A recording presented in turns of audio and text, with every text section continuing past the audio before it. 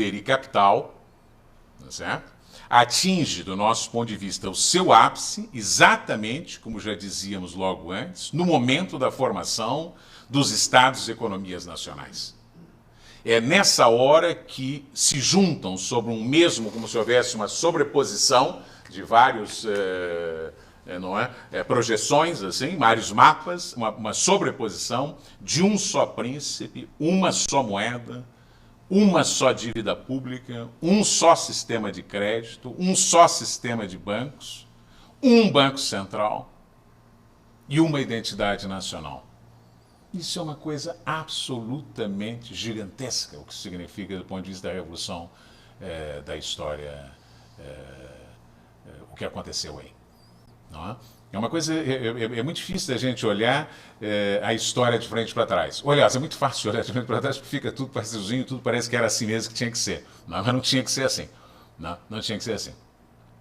Mas apesar da gente saber que foi assim, é perfeitamente possível perceber, avaliar o quão disruptivo e o quão revolucionário é essa convergência. Não tem nada de obrigatória, não tem nada de necessária. Não há nenhuma possibilidade de dizer que ela foi imposta pelo capital, pelo contrário. Ela é mais bem uma invenção do poder do que do capital. Esse recorte, essa colagem. E é simultaneamente tudo isso, vocês pensem, de repente passar a se chamar, parece óbvio, tudo isso se chamar inglês. Parece uma obviedade lulante, não tem nada de obviedade nenhuma. De repente a moeda é inglesa. Ela não é a moeda do banco tal, ela não é a moeda genovesa, ela não é a moeda milanesa, ela não é a moeda do comerciante tal, o dinheiro, o papel que eu passei, não, é uma moeda inglesa. A dívida pública é inglesa, não é do príncipe tal, do rei tal, da família real tal, da dinastia tal. Não, a dívida pública é inglesa. Tá certo? Pois bem, essa, do meu ponto de vista, é, sem dúvida nenhuma, do ponto de vista lógico, não é? O momento em que se dá essa convergência, e a partir dessa convergência é uma verdadeira pororoca, não é? Já, para frente.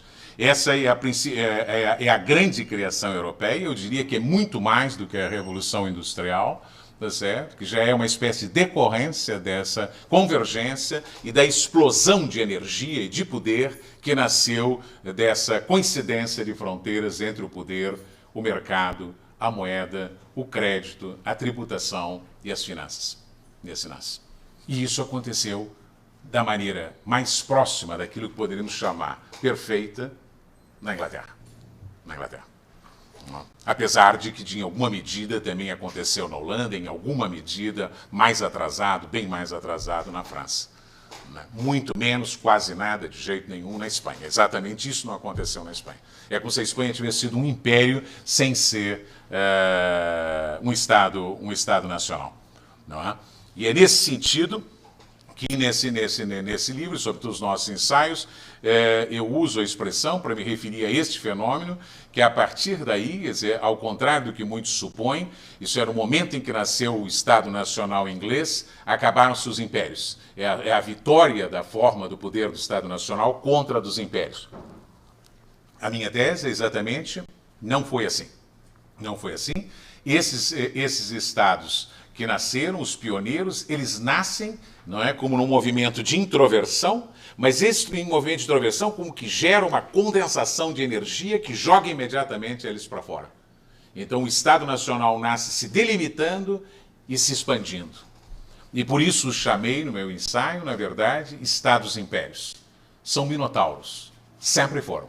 Essa é a característica das grandes potências. Todas as grandes potências sempre foram, e acho, serão Estados-impérios. Por mais que a gente goste ou não goste. Não estamos falando aqui de coisas que a gente gosta. Aliás, hoje só estamos falando de coisas que a gente quase não gosta. Mas não vem ao caso, a gente tem que entendê-las. Não é? Pois bem,